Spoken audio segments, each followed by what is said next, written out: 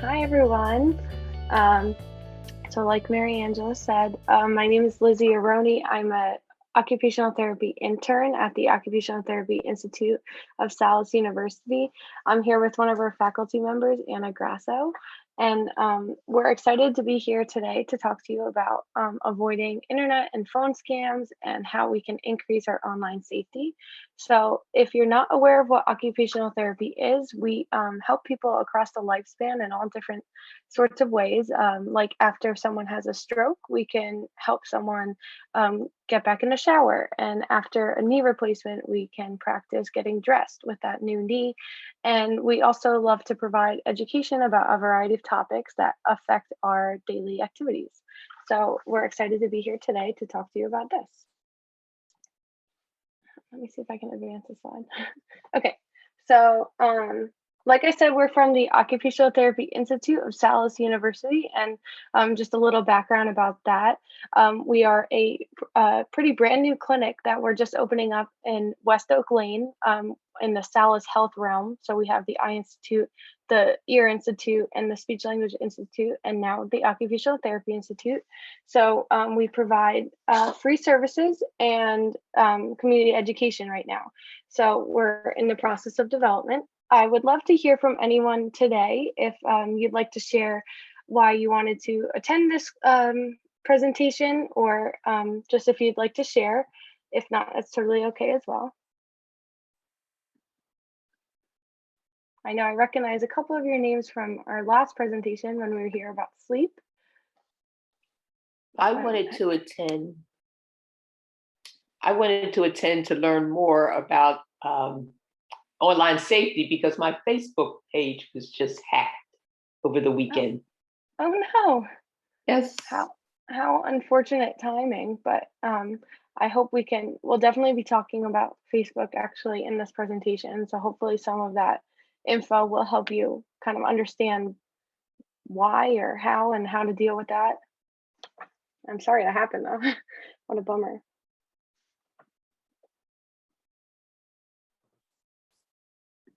I'm attending because I'm constantly getting scammed on the phone, especially with my mother when she died, and getting information. I'm getting weird phone numbers on my cell phone. I don't know how they're getting my number, that kind of stuff. Mm-hmm. More so on my cell than my regular, but I get stuff on my regular as well. Mm-hmm. That's all. I don't want to hold up the time. We will definitely be talking about that too, and I'm sorry that's happening as well. Yeah, well, what are you gonna do? I know.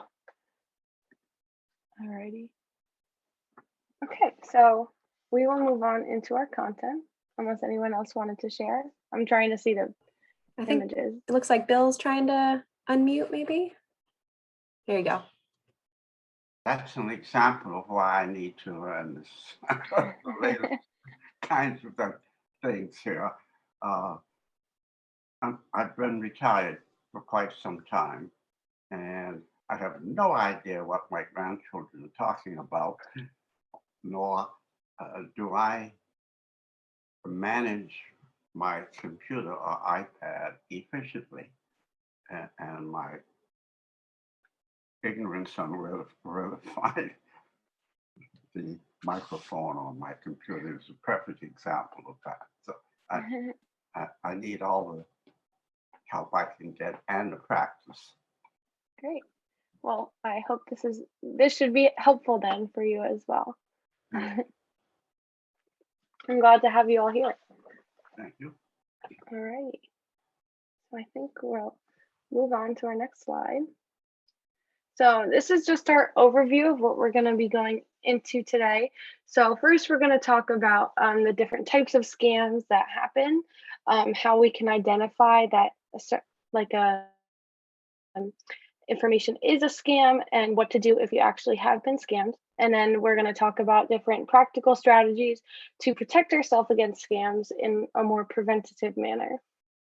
So we'll go into detail about each of these things, but this is kind of just a general overview.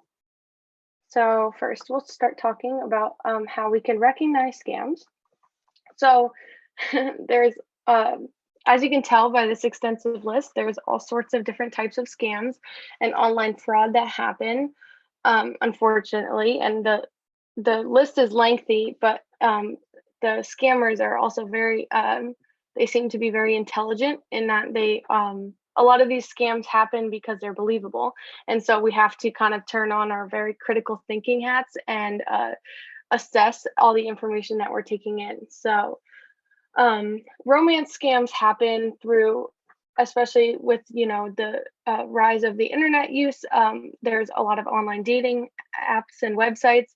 So romance scams happen when people try or they're not who they are, but they're presenting to be someone who's interested, for example, and that they may then pursue trying to gain money, or I'll meet you next week, but I need the money now, or things like that. They try and get your personal information. And so this is just one example of romance scams. Malware and spam is what you may think of when you think of scams. That's when you receive like an email that has a link to something that will then download onto your computer, a virus, which will then take your information and then gain all sorts of info that you don't want people to have. There's then faulty purchases, which involves when you online shopping, or you think that you're getting one thing, but you actually get something totally different. And we'll go into more detail about that as well. There's also employment scams, which can involve people posing as businesses hiring, and they'll have a website full of employment opportunities, but you have to pay a fee, for example, to get onto that website. You shouldn't do that, and we'll talk more about that as well. Then there's also investment and banking scams, which I'm sure we've all heard about. These involve Ponzi schemes and pyramid schemes and all sorts of fraudulent investments that oftentimes, sometimes they're disguised as legitimate business opportunities, but oftentimes they're unfortunately just getting your banking information to then steal some of your information and your money. Then there's telephone scams, which we're also very familiar with, and these are when you can get robocalls, or people you don't even understand how they got your phone number, but they're calling and they're trying to sell you extended car warranty and all sorts of things. And they try and we'll talk about how they try and trick you into falling for these scams as well.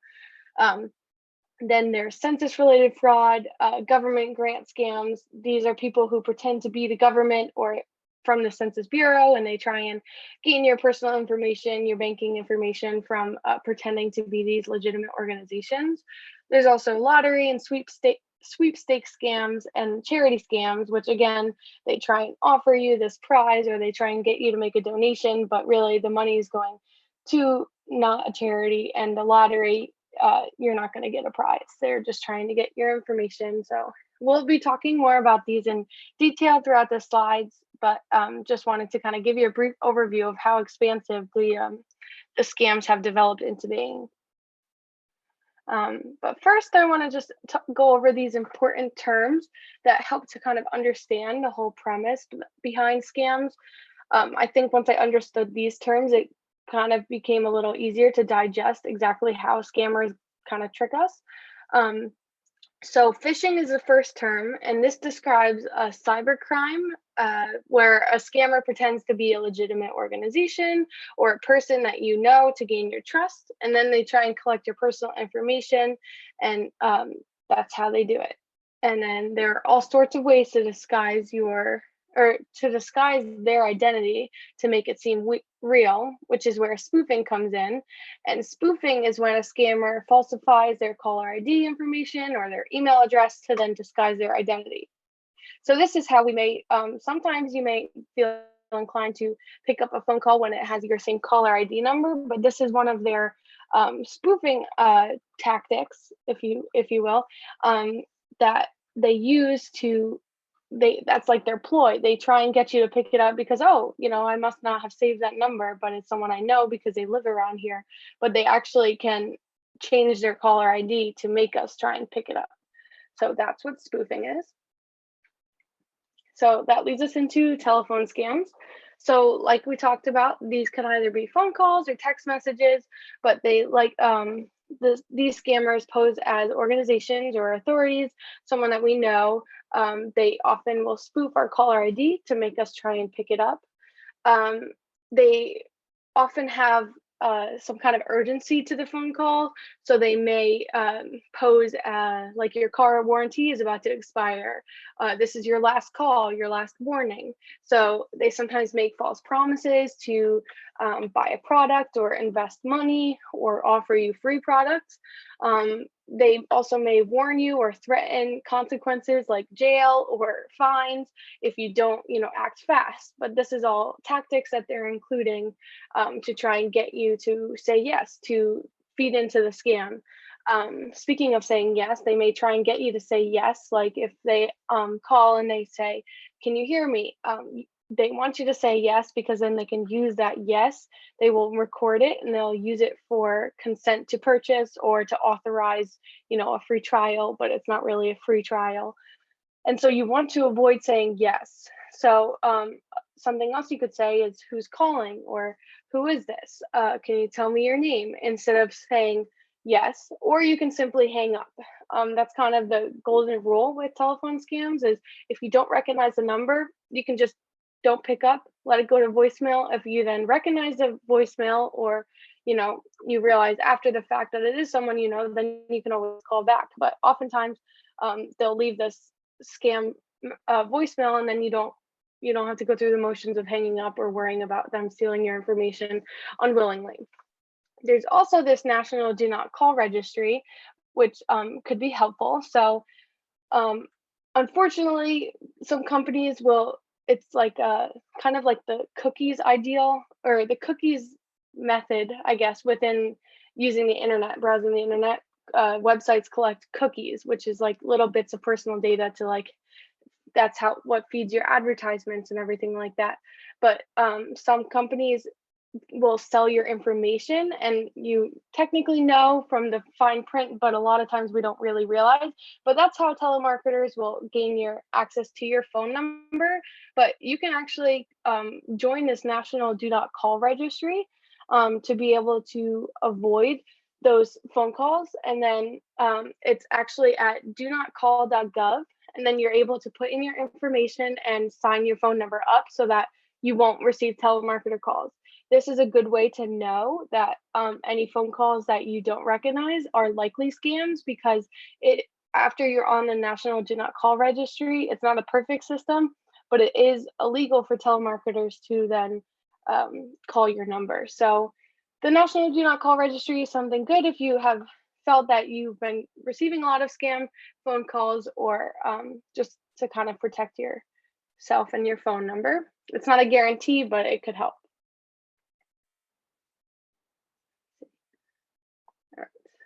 So then there's banking scams.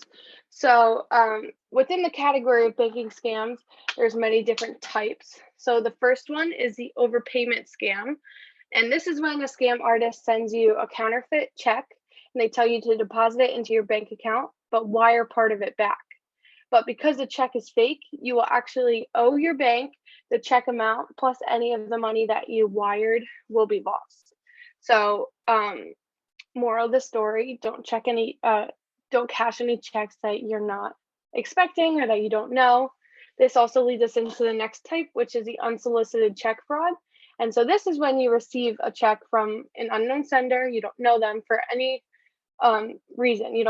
It's an unknown reason as well. And so you don't want to cash this, or else you could be authorizing a purchase or them to sign you up for a loan or some kind of trial that you don't know about it. So the next type of banking scam is the automatic withdrawals from your bank account. And this works by scammers setting up these withdrawals automatically from your bank account to qualify for a prize or a sweepstake or some kind of trial. And so you just want to be very careful about what you're actually signing up for. And then the final one on this slide is phishing. So we talked about this before, but specifically scammers may send emails asking for like verification of your banking information through a link. So this is when you don't want to use that link to verify. Any company should not be asking to verify your banking information from your email. They'll ask you to log into the account first and go through steps to verify first your identity and then ask about your banking information. It's not just going to come in an email. And so the moral of this story from the whole slide really is that you should always be wary about people asking for your bank information. Think about, well, what are they going to use it for? Why do I need to provide that information? Again, they should already have it. Nothing has changed. Especially if it seems out of the blue, like through an email. Think about that before you actually fill out the information. It may be better just to delete the email. If they need it and it's actually legit, they'll email you again to get the information. Never cash a check out of the blue or from someone you don't know. You can always actually contact the bank that the check is written from or your bank to verify the legitimacy of checks as well, or to ask questions about anything suspicious. They should be able to provide clarity, and then also just be hesitant about actually, cashing or authorizing anything if you're not really sure where it came from. So that's banking scams. Then census-related fraud. We talked about this briefly before, but this is when someone pretends to work for the Census Bureau, but they're just trying to steal your information. So this may happen through letters, phone calls. They may even come to your house. It may be through the mail. You don't want to be providing any of this personal information, your mother's maiden name, your social security number, your bank information, or your credit card information. The Census Bureau actually has they have a variety of ways that you can check the legitimacy of who's coming and marking themselves as a Census Bureau. They should have a badge with an employee ID. They also have a staff directory online so that you can actually check that the person works for the Census Bureau. This is kind of a tedious process, but just to be sure that you're actually providing your information to, the actual census instead of someone just trying to steal your data. There's also survey IDs available on the website. So if someone asks you to fill out a survey, like posing as the Census Bureau, you could actually double check that the survey is listed on the Census Bureau's website, is actually legitimate, is actually going to go for the Census Bureau statistics. So that's the census. Then there are government grant scams. So these scammers try and get your money by guaranteeing you a grant for costs like home repairs or college. They'll ask for your checking account information so that they can supposedly deposit the grant money. Or, for example, they may say that they need your checking account to withdraw a processing fee. You shouldn't pay any processing fees for government grants. And it's also important to note that government grants rarely are awarded to individuals. They normally go to universities or colleges, state or local governments, organizations that benefit the public rather than individuals within the public. So this is kind of just an important note. And unfortunately, these government grant scams kind of go hand in hand with times of crisis or times of need, where these scammers try and capitalize on that and take advantage of the public's needs. So that leads me to coronavirus related scams. So unfortunately, in the height of the pandemic, scammers are trying to take advantage of the public's needs and the kind of just unfortunate happenings within this past year and a half. So with people posting their vaccination cards online, some people, after they go get their vaccination shots, they'll post a picture of their vaccines. We're all excited. We're all very, very happy. We're proud to be able to get this and move on, turn the corner. But with this information out in the public, people are able to take their information that's on those vaccination cards, like their birth date, their full name, and use this information to then steal their identity, pose as them. So this has been a big threat to identity theft, and so it's kind of, I would be wary if you haven't posted your vaccination card on social media. I suggest not to, because it provides too much personal information that is available for these people who are looking for it.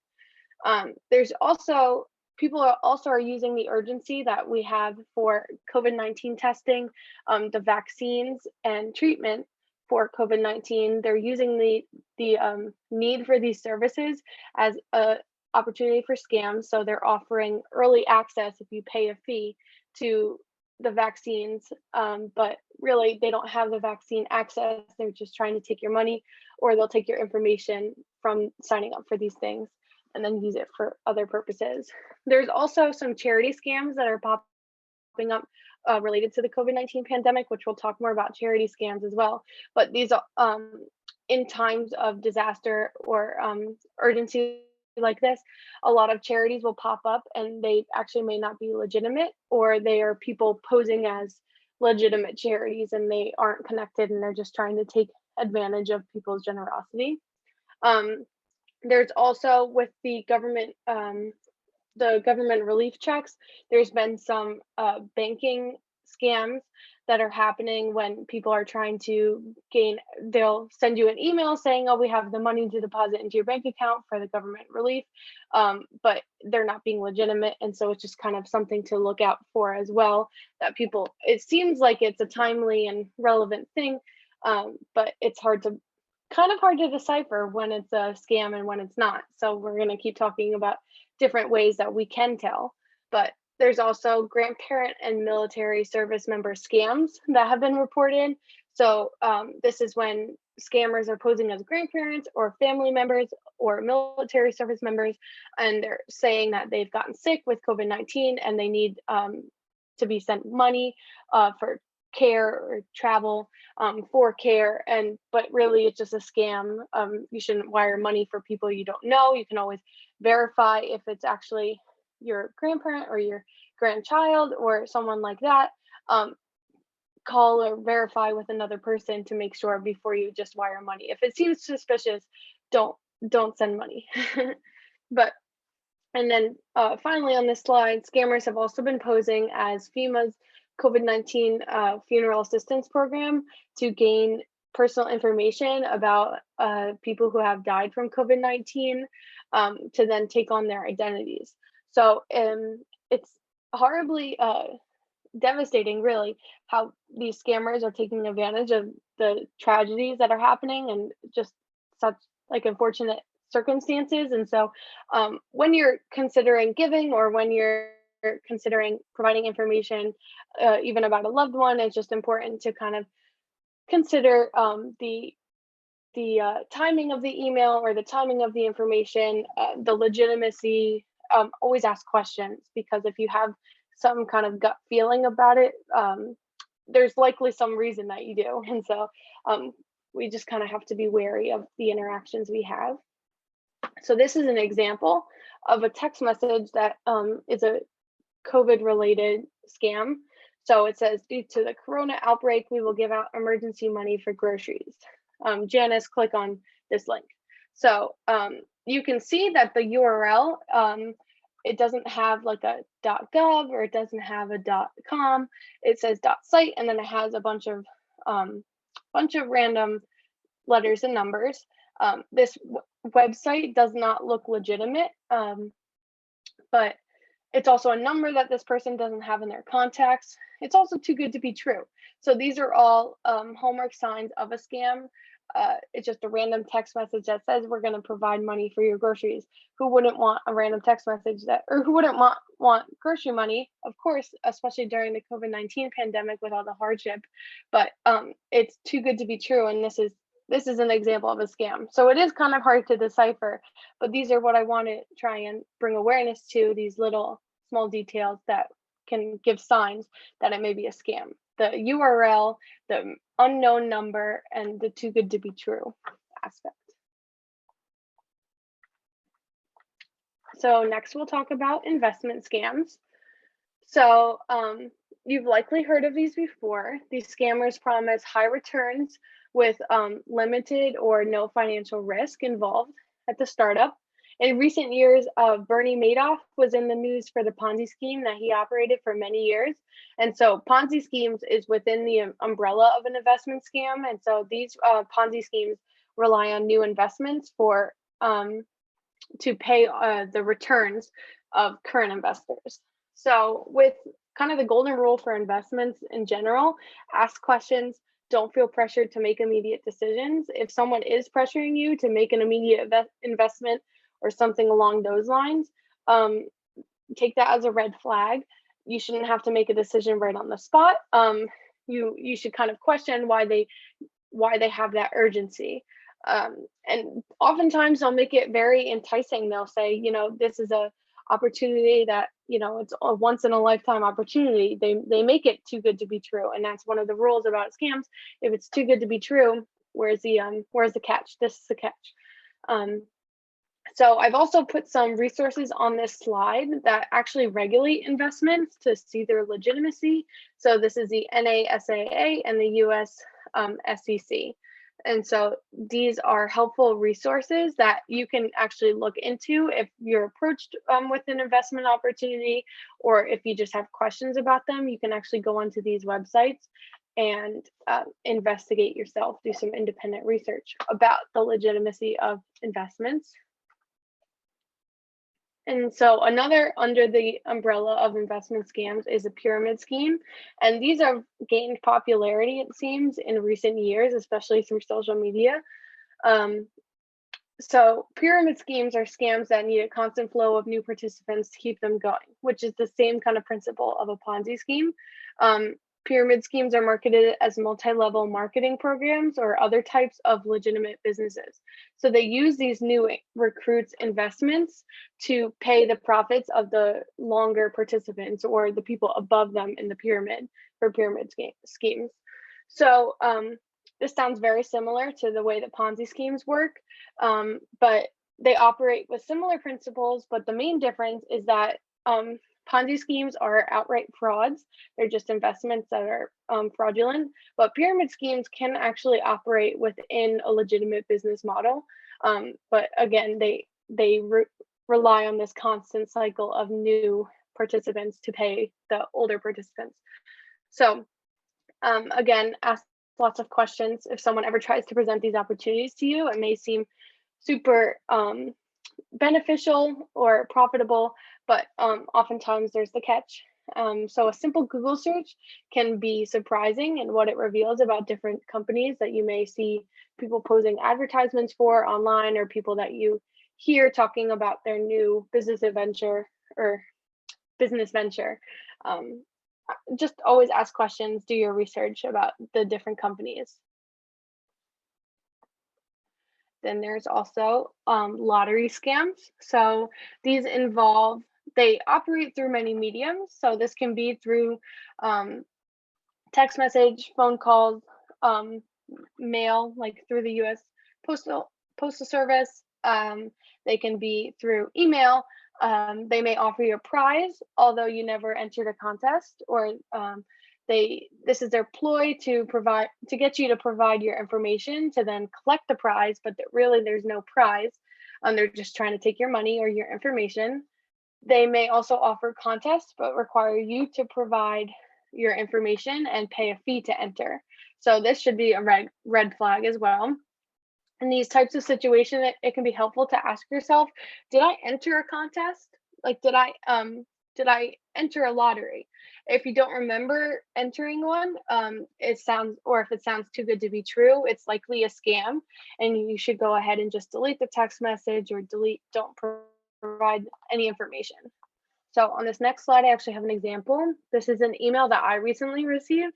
I didn't open this email because I recognize it as a scam by the couple indicators that we've been talking about, but this is an example of a lottery scam. So you can see it says, congratulations, you have been selected. I didn't enter anything, so that was my first indicator. I said, well, what did I involve myself in? What did I, put my name in the hat for? But you can also see that there's some typos on this slide and grammatical errors. So these underscores between "you have been selected," this is another good indicator that this could be a scam. It doesn't look like a simple email that someone actually wrote out to you and say congratulations. This indicates that it could be a scam. And then if I was to click on this, there was a hyperlink, which we'll talk about in future slides as well. But this is just likely a phishing email trying to get me to put my information in so that they will take it. But it's enticing because, of course, who doesn't want to win a prize? So that was an example of a lottery scam. And then we talked a little bit about charity scams with the COVID-19 scams, but these charity scams are designed to take advantage of our generosity from the public. So, and unfortunately, they especially pop up during tragedies or disasters, hence the COVID-19 scams. So, and some other scams or some other common scams that happened during tragedy was a lot of around the time of Hurricane Sandy and Hurricane Katrina. There was a lot of charity scams that popped up about people trying to take information, people trying to take donations that were intended for legitimate charities trying to help in, that relief, but they ended up going to scammers. So these scammers create these fake organizations to try and gain your trust, try and actually look like a legitimate charity, but they are not. So things that you can do in assessing where you're giving your money to before giving, you can verify with your state consumer protection offices or the Better Business Bureau. So the Better Business Bureau has this Wise Giving Alliance, which provides information, and you can check into organizations' legitimacy before giving to a charity. It's also helpful to then independently research your charities before donating. Likely, if it's a scam, someone else has already encountered the scam, and so that they hopefully will have, reported it to the Better Business Bureau and possibly like wrote about it online, so that you can see when you're doing a Google search for this supposed charity, just see the legitimacy, read any articles you find, anything like that. And unfortunately, these charity scammers can be very sneaky, where they look like a legitimate organization or they mimic an already or legitimate charity. And so it's just important that we ask questions if someone is trying to gain your donation in person. Ask some questions. It's easier to, it's better to, further implore and ask more questions versus get scammed out of your money. The worst thing is that you're just, you may annoy the person with all your questions, but any legitimate organization should be able to give you background information, give you statistics, anything like that. So always be asking questions. And then finally, I want to talk about ticket and purchasing scams. So unfortunately, with all the online shopping available, scammers capitalize on this need and this convenience, and they take advantage of online shoppers. So for example, you may see an advertisement for tickets for a sold out concert, if you can remember going to concerts. But in reality, they may just be advertisements from a scammer who will take your money and you'll never actually get a ticket. So some scammers also do this with goods, where you purchase something and you never get the item you pay for. This may be clothes or some kind of skincare, things like that. Some free trials will also be operated by scammers, and you think you're getting a free trial, but actually you have to submit your banking information or your credit card information. And this may be a red flag, because if it's free trial, why would they need your information? And so some free trials will actually turn into recurring charges and automatic withdrawals onto your checking account. And so with online shopping, it's important to read the fine print, be vigilant about checking the details of your purchases online, read the item description.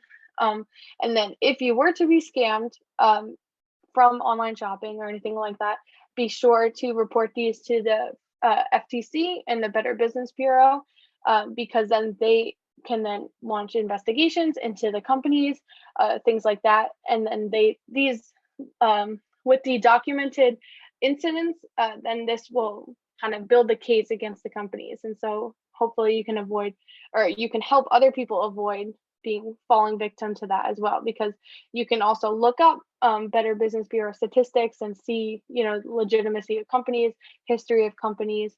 And so you can actually see fraudulent activity online as well.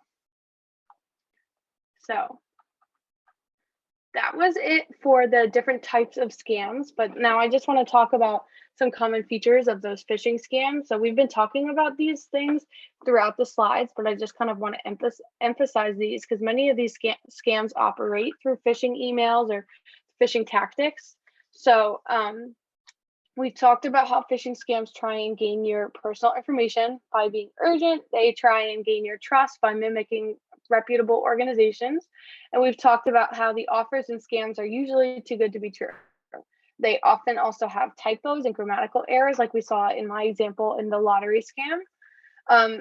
And this is a pretty good indicator that it could be a scam with typos or misspellings that are very close to something similar, or like, you know, a name that you may recognize, but 1 or 2 letters may be off. They also often include hyperlinks, which is what I have pictured on this slide here. So it says, if you see on the slide, it says click here. In the blue text, but when you click on it, it'll bring you to a website. And so you often may see these in email. Sometimes they can be legitimate, but it's kind of a red flag to look into. So when you hover over a hyperlink, it should give you the address of the URL that the hyperlink is going to bring you. And so if you get a preview of that website and it doesn't look like something associated with the email, that's a red flag to not click on the hyperlink. If you think that the website it should be bringing you to is, for example, target.com, if it says target.com, then it should be legitimate. But if it doesn't and it says, you know, a bunch of random numbers or there's typos in the address, that's a red flag to not click on the hyperlink. These hyperlinks often lead to the phishing, where it's just they set up a fake website, put your information in, and you think that you're sending it to something legitimate, but they're just really collecting your information to use for identity theft or stealing your money, things like that. Now, we're going to go into some examples to kind of really bring it together about how these look. So this is an example email. It really is tricky to see how the scammers disguise themselves. And so this is why I want to go through these examples. So this email looks fairly standard.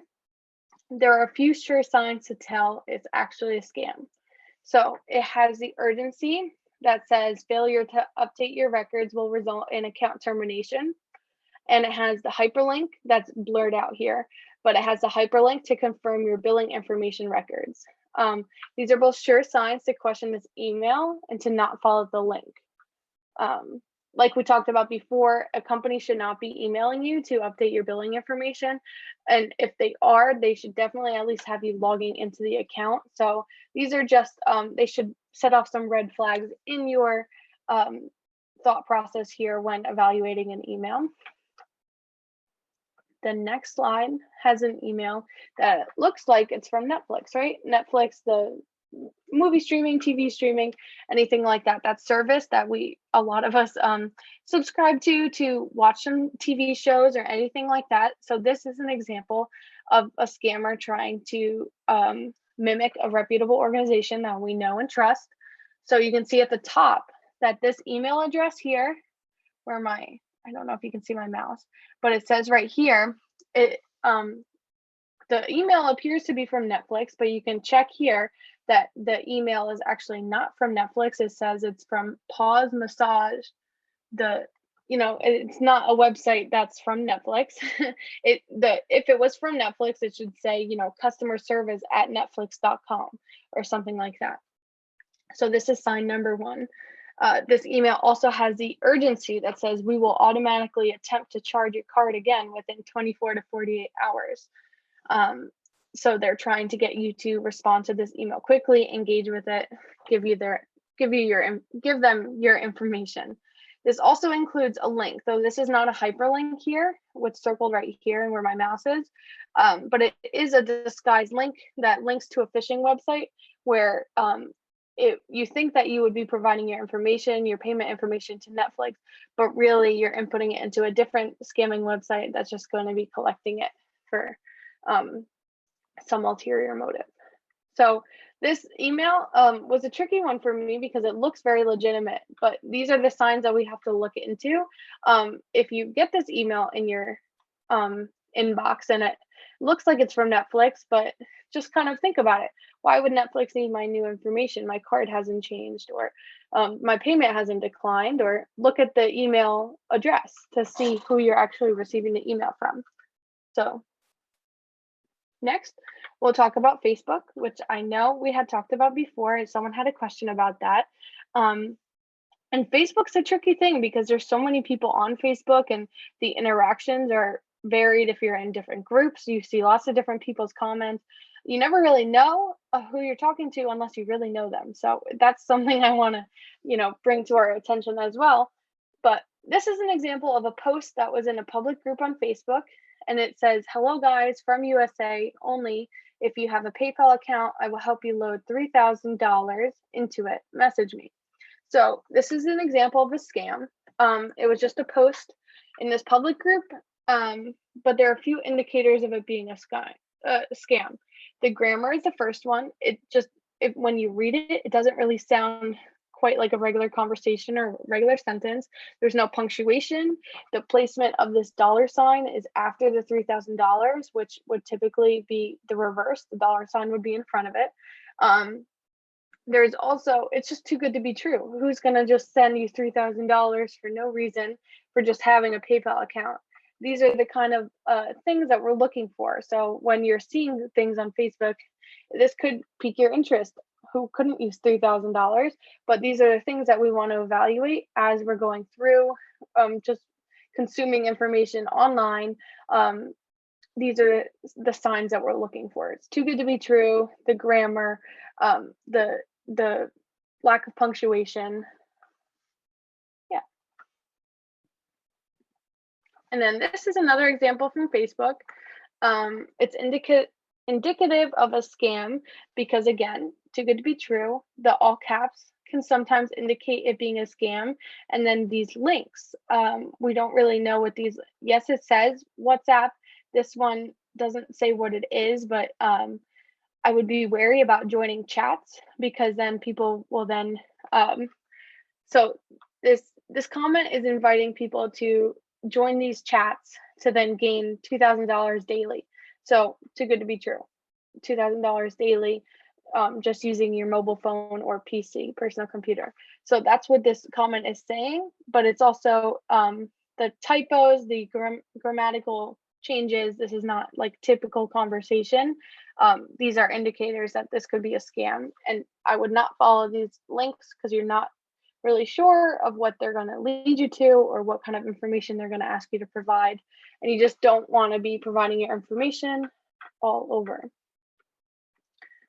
Okay, so now that we've discussed how to identify scams and what they look like, what to do when you encounter them, and how we kind of decipher what they are, now we'll jump into different specific strategies about what you can do to increase your personal safety.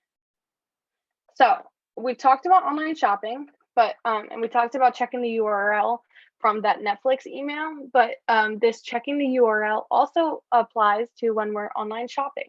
So a website can look like Target.com, but it's actually not Target.com because this is the spoofing tactics that these scammers use. And so if you're thinking you're on Target.com, it's always a good bet to check the URL of where you're actually shopping. It should say www.target.com if you're shopping at Target. If it has an extra G in it, sometimes they'll make it really sneaky, like adding in just an extra letter when they're designing these spoof websites. So it's important to just check before you're checking out or before you're providing your billing information, everything like that. It can be helpful. Speaking of payment methods and billing information, it may be also helpful. Experts suggest to use credit cards versus debit cards when online shopping and then just paying your credit card balance, because credit card companies may be able to more easily dispute a purchase versus a checking account where the money has already left your account using a debit card. So that's just something to keep in mind if you're doing lots of online shopping or anything like that. It's a personal choice, but I think it's interesting and something that could be helpful to use as a preventative method. And like we talked about before as well, it's important to read the fine print when we're online shopping.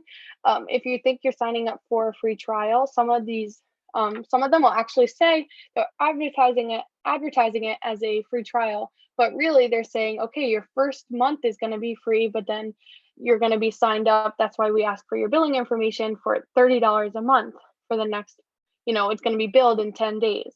So it's important to read the fine print, really understand what we're signing up for, what we're purchasing, to make sure that there's no surprises or we don't get tricked. So the next one to talk about is social media use. So this is so relevant today, especially we need the connection, especially being isolated for the past year and a half. But it's important that we're smart about how we use social media. So something interesting I read in an article was that some scammers are using photos that resemble headshots to fake an identity with like driver's license or passports. So if you post something like a headshot online, it's something like, like a professional headshot where it's kind of your shoulders up and you're looking head on to the camera. These photos can be actually used as passport photos or driver's license photos to try and mimic your identity and ultimately lead to identity theft. So it may just be something to think about when you're posting information online or photos.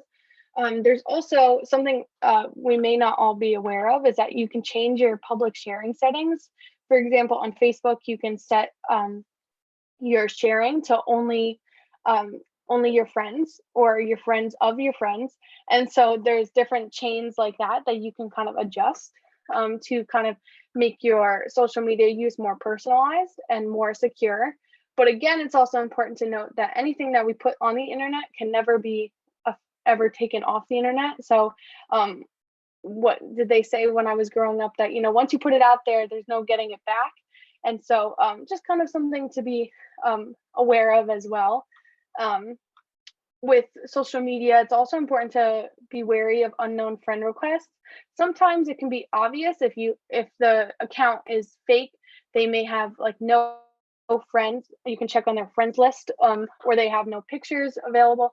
But also some people use social media for different purposes, and they may just friend a bunch of people.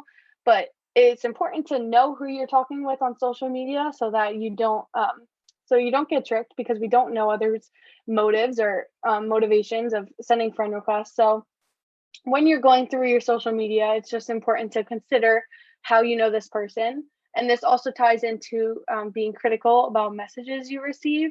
And so this kind of ties into the phishing as well. So if someone sends you a link, I know we had someone that said that they were hacked on Facebook this week.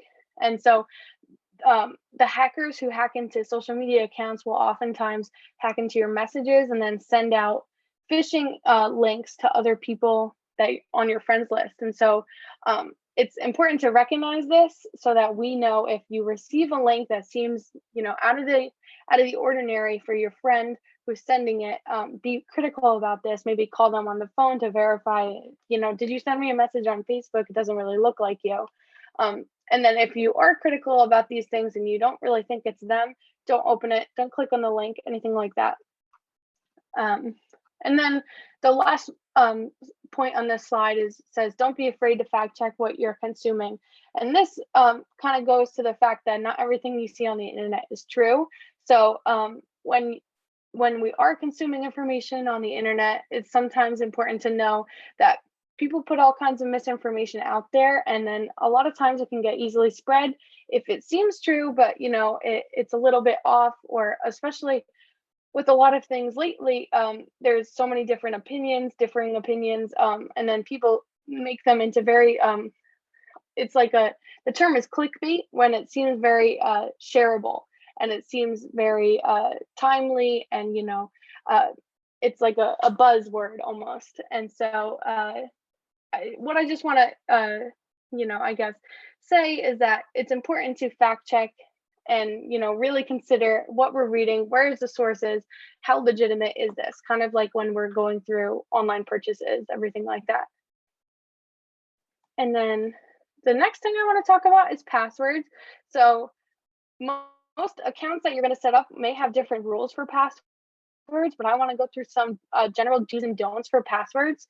It's so important to protect your accounts, your devices, your Wi-Fi with secure passwords so that you can keep your information as secure as possible.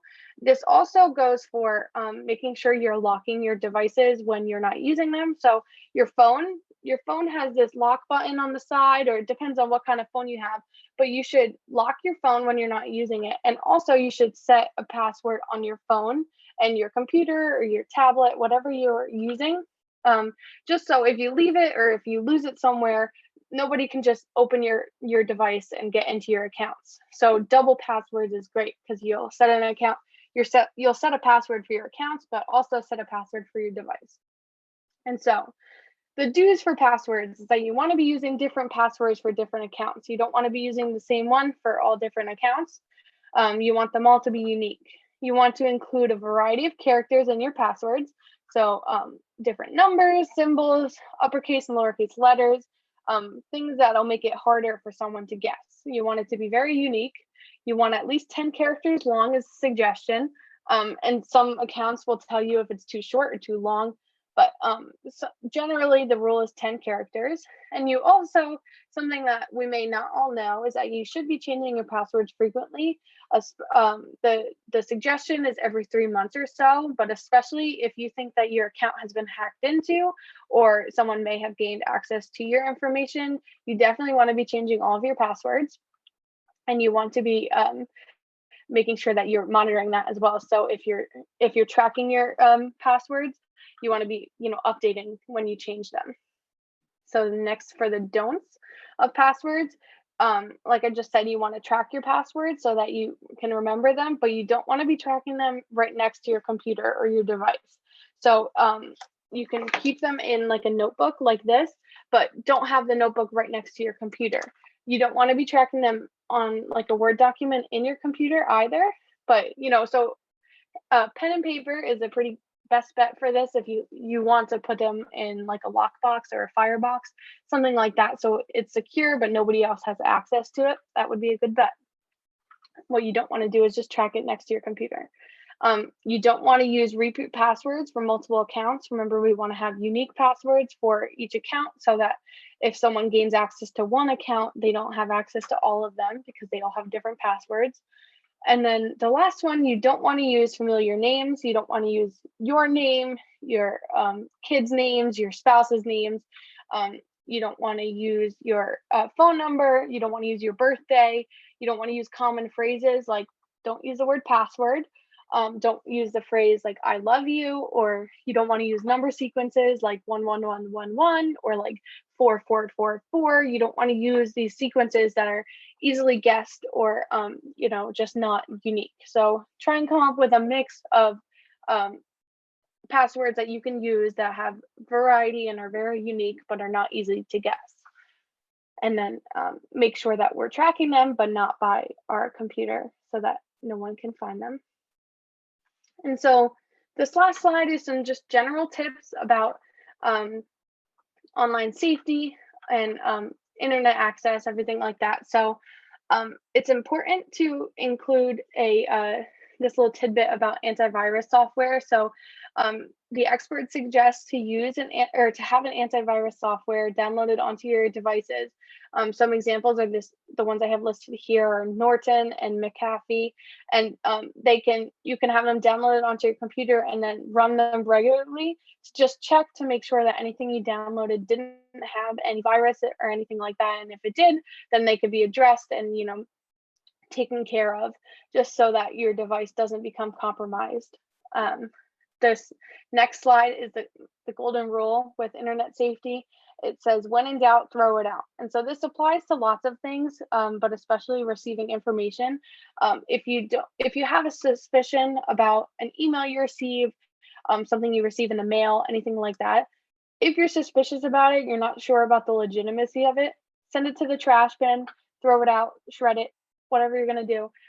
Don't feed into the links. Don't open don't download anything onto your computer. This is how they try and trick us. And so we just have to be, very critical of everything that we're receiving. And so this leads me into the be critical of your interactions. And so when we're talking to people online, even when we're talking to people about, for example, the investment opportunities, business opportunities, just be critical of what people's intentions may be, how they're delivering the information. Is it urgent? Is it too good to be true? And then the last slide, or the last bullet on this slide, just says trust your instincts. And I think it's important that sometimes we doubt ourselves when we think that something is suspicious. But if you have a feeling in your gut that something is not right about a situation, or something that it seems fishy, it probably is fishy, and someone may be fishing for your information. And so it's just important to lean into what you're feeling when you're feeling these kind of things, and be critical of all of our online activity, because unfortunately there's so many scammers out there who are just trying to take advantage of all of us who may not know exactly how to navigate online. And so being just critical of going online and thinking about things before we're just automatically clicking on things, it's important. And so that is all I have for you about online safety. Thank you all so much for listening. This is our email on this slide. If you guys had any questions, you're welcome to reach out to us. It's just oti@salus.edu. It's also on a handout that I believe Mary Angela has for you all, and that she'll post online. But I'd like to open the floor to any questions. If you all have any questions now, go ahead and unmute yourselves. If anyone has any. Hello? Hi. It's Judy. I got when you get phone scams, I'm familiar with it, and you pick up the phone. I got one this morning from a hospital, looked like Presbyterian, could have been about my dad, and I picked up the phone because I wasn't sure if it was legitimate, but I didn't give them any information. It was just went blank. Do they have it at that point, or what's going on? So with scam phone calls, it's kind of hard to tell, but if you think it's a scam, you can just hang up or say I'm not interested, anything like that. It went blank. It went blank. It just didn't. Nothing was given out. It just went blank, and that happens a lot. Yeah. Then likely the phone call could have gotten disconnected or anything like that. But if you think that something is suspicious, I would just hang up. You're likely, you're pretty okay. Like as long as you didn't say, you didn't give them your billing information, anything like that, then you're just fine. They can't get anything from you just picking up the phone. If you say yes, that's the one thing that we talked about, where they could consent to, treatment or authorization, something like that. So that's what we want to try and avoid in the future. But hanging up is the general good rule, which seems like you know to do. Well, I was just say if I can't hear you, I wouldn't even say yes, but thank you. Yeah, of course. That's the best way. I had a quick question about, you mentioned earlier, the do not call register. Did you say that it should not be used? So the do not call registry is a great resource. That's actually how you can sign up your phone number to be on this list that the telemarketer should not be calling. It's not a guaranteed process, but it's pretty good at avoiding some of those phone calls. So I would suggest using that. Okay, thank you. Yeah, of course. I have a question about online banking. Are you able to hear me? Yep, I can hear you. Is it easy to hack into online banking? What is the safety for that? So the different banks are going to have different security measures. That's when we want to make sure that we're using unique passwords and strong passwords to try and protect ourselves.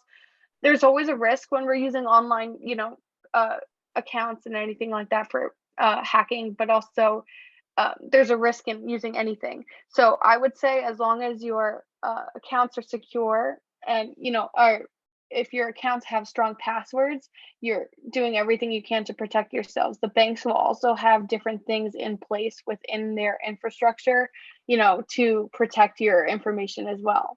And if you had any information, calling your bank or anything like that, asking questions about, what are they doing to protect your information? What kind of securities do they have in place? I'm sure they'd be able to provide information as well. But online banking is like a reputable, as long as you're not putting your banking information out there in these links, that try and get you to give your information, but using the actual online banking system, it's convenient and it's helpful and it's easy to track. So as long as you have a strong password, I would say continue to use it.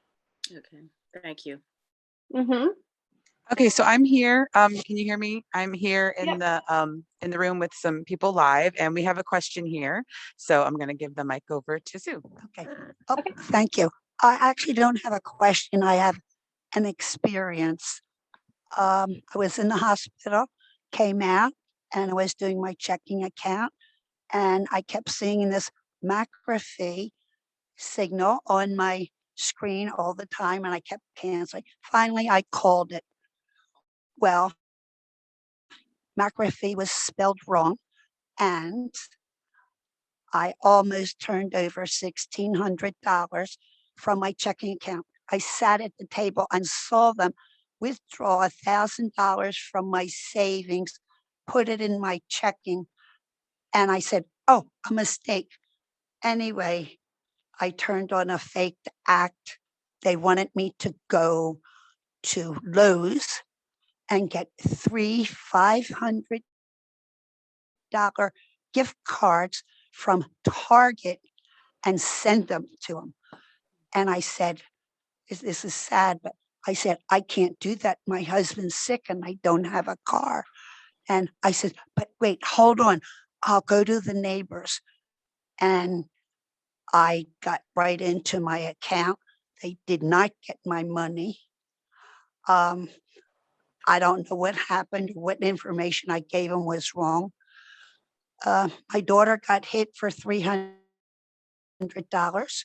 and my friend got hit for $10,000. So I came to this program to learn more so I could share it with some friends. And I thank you for all your time. Thank you for sharing that with us. I'm so sorry that happened, but I'm also happy that you were able to recognize that you had the, the mistake, the McCaffrey, or I'm sorry, I'm not sure if I said that right, but I'm happy you were able to recognize before it, you provided them the information, the money. So Yeah, well, thank you. Thank you. thank you.